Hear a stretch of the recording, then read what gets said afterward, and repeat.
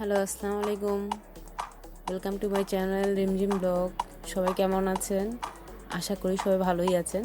আমি আপনাদের দোয়ায় ভালোই আছি। তো আজকে আমি আপনার সাথে শেয়ার করতে যাচ্ছি বিফ ফ্রাই রেসিপিটি, যাকে গরুর ভুনাও বলে।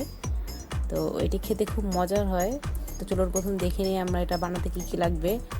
আমার এখানে লাগবে গরুর মাংস 1 কেজি, আদা রসুন বাটা 1 টেবিল চামচ, গরম মশলা 1 চা চামচ, মরিচের গুঁড়া 1 চা চামচ, হলুদের গুঁড়া 1/2 চা চামচ, লবণ স্বাদ মতো, তেল প্রয়োজন মতো, আর পানি প্রয়োজন মতো।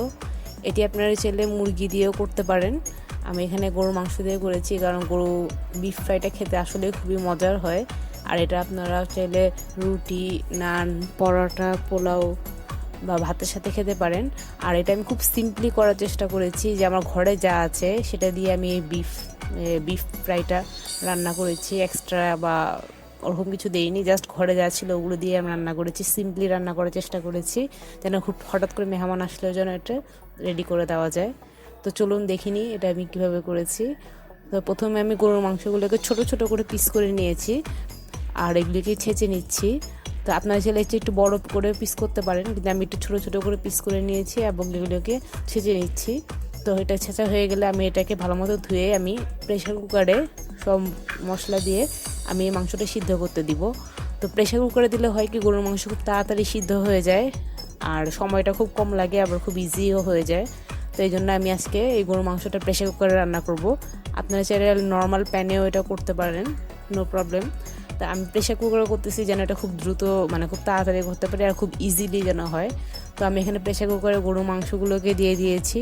তাতে আদা রসুন বাটা, গরম মশলা বাটা, হলুদের গুঁড়ো, মরিচের গুঁড়ো, আর লবণ, আর প্রয়োজন মতো পানি দিয়ে, পানি বেশি দিব না, পানি একটু কম পরিমাণ থাকবে। প্রেশার কুকারে বেশি একটা পানি দিতে হয় না, পানি বেশি প্রয়োজন পড়ে না। তো আমি পরিমাণ মতো পানি দিয়ে প্রেশার কুকারে ঢাকনা লাগিয়ে আমি এটা চুলায় বসিয়ে দিয়েছিলাম সিদ্ধ হওয়ার জন্য। তো এটাই প্রেশার কুকারে আমার মাংসটা ভালো মতো সেদ্ধ হয়ে যাবে। আমার মাংসটা সেদ্ধ করার দরকার নেই, এখানে আমার মাংসটা ভালো মতো সেদ্ধ হয়ে যাবে মশলার সাথে। তো আমার মাংসটা সেদ্ধ হয়ে গিয়েছিল। তারপর আমি একটা প্যানের মধ্যে তেল গরম করে তাতে প্রেশার কুকারে যে মাংসটা সেটা দিয়ে দিয়েছি। তো সেই মাংসতে কিছু স্টকও ছিল, দেখা যাচ্ছে যে গরুর মাংসের সাথে কিছু পানি আছে, এটাই গরুর স্টকটা।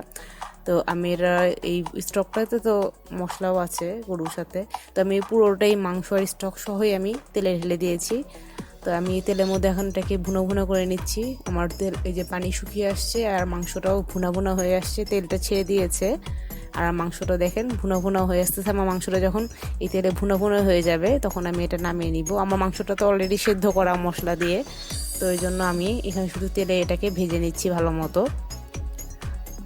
আমার মাংসটা ভুনা ভুনা হয়ে গেলেই আমি নামিয়ে নিব। আমার তেল ছেড়ে দিয়েছে দেখছেন, আর মাংসটা ভুনা ভুনা হয়ে আসতেছে। মাংসটা একটু ভুনা ভুনা হইলে আমি এটা, মানে ভাজা ভাজা হয়ে গেলে আমি এটা নামিয়ে নিব। তো আপনারা বাসায় এই ডিশটা অবশ্যই ট্রাই করবেন এবং আমাকে কমেন্টস করে জানাবেন যে আপনাদের কাছে কেমন লেগেছে। আমি এটা খুব ইজিলি আর খুব দ্রুততার সাথে করার চেষ্টা করেছি, যেন এটা খুব তাড়াতাড়ি, রেসিপিটা যেন আপনারা বাসায় খুব তাড়াতাড়ি এবং সহজেই যেন করতে পারেন, হুটহাট করে যেন রান্না করা যায়, এটা ট্রাই করেছি। এই জন্য আমি প্রেশার কুকারটা বিশেষত ইউজ করেছি, যেন আমি খুব তাড়াতাড়ি মাংসটা সেদ্ধ করতে পারি। তো আশা করি আপনাদের কাছে রেসিপিটি ভালো লাগবে। তাই এর সাথে মাংসটাও ভুনো ভুনো হয়ে গিয়েছে, আমি এখন এটাকে নামিয়ে সার্ভ করব। মাংসে তেল ছেড়ে দিয়েছে, আর তেল দিয়ে মাংসটা ভাজাও হয়ে গিয়েছে। আমার মাংসটা রেডি। তো আমি এটা ভাতের সাথে সার্ভ করেছি, আমি এটা ভাতের সাথে খাবো। আপনারা চাইলে নান, পরোটা বা পোলাও, খিচুড়ির সাথে খেতে পারেন। তো আমার রেসিপিটি যদি আপনাদের ভালো লেগে থাকে, তাহলে অবশ্যই আমাকে একটা লাইক দিয়ে দিবেন, আর অবশ্যই সাবস্ক্রাইব করবেন। যদি আমার এখানে চ্যানেল নতুন হয়ে থাকেন, তাহলে অবশ্যই সাবস্ক্রাইব করে বেল বাটনটা প্রেস করে দিবেন। আর আমার সাথে এতক্ষণ থাকার জন্য আপনাদের সকলকে অনেক অনেক ধন্যবাদ। আমার জন্য দোয়া করবেন, আর সকলে ভালো থাকবেন, সেফ থাকবেন। আল্লাহ হাফেজ।